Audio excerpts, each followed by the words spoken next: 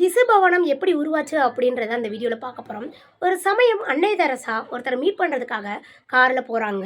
அன்னை தெரசாக்கு எப்பவுமே ஒரு நல்ல பழக்கம், காரில் போகும்போது காருக்கு முன்னாடி இறக்கி விட்டு இயற்கையை ரசித்துக்கிட்டே போவாங்க. இயற்கை காற்றை வாங்கிக்கிட்டே போவாங்க. கொஞ்சம் வேடிக்கை பார்த்துட்டே போவாங்களா வச்சுக்கோங்களேன். அப்படி போயிட்டு இருக்கும்போது அந்த கார் வந்து பல தெருக்களை தாண்டி போகுது. ஒரு தெருவை தாண்டி போகும்போது அன்னை தெரசா வேகமாக காரை நிப்பாட்டுங்க, நிறுத்துங்க அப்படின்னு கத்துறாங்க. உடனே காரை நிறுத்திடுறாங்க. நிறுத்தின உடனே அன்னை தெரசா அந்த கார்லேருந்து வேகமாக கீழே இறங்குறாங்க. இறங்கி அங்கேருந்த ஒரு குப்பை தொட்டியை நோக்கி போகிறாங்க. அந்த குப்பை தொட்டிக்கு பக்கத்தில் போனோடனே குப்பை தொட்டியை பார்க்குறாங்க. பார்த்த உடனே அந்த குப்பை தொட்டிக்குள்ளே ஒரு குழந்தை, பச்சிளம் குழந்தை மொனங்கிற சவுண்டு கேட்குது. இது கேட்ட அன்னை தெரசா அந்த குழந்தைய வேகமாக தூக்குறாங்க. அந்த குழந்தைய தூக்கணும்னா அந்த குழந்தைய பார்த்தா பிறந்து சில மணி நேரம் தான் இருக்கும். உடனே அந்த குழந்தைய யாரோ குப்பை தொட்டியில் போட்டிருக்காங்க.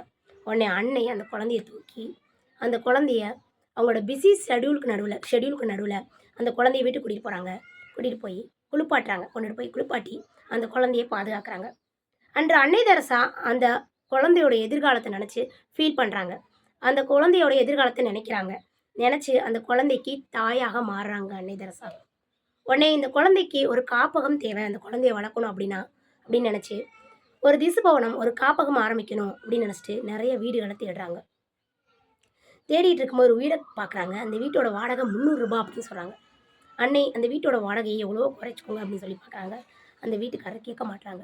இருந்தாலும் அந்த அன்னை பரவாயில்ல அப்படின்னு சொல்லி அந்த வீடை பிடிக்கிறாங்க. பிடிச்சி அந்த வீட்டை திசுபவனமாக மாற்றுறாங்க.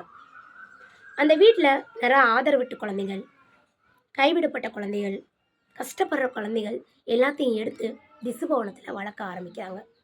அன்றையிலிருந்து அன்னை தெரசா நிறைய குழந்தைகளுக்கு தாயாக மாறுறாங்க. மை ஃபேவரைட் உமன் அப்படின்னாவே அன்னை தெரசாங்க. எனக்கு அன்னை தெரசாவை ரொம்ப பிடிக்கும். நான் ஏற்கனவே வீடியோவில் பேசியிருக்கேன். இனிமேலும் அவங்கள பற்றி நான் பேச தான் போகிறேன்.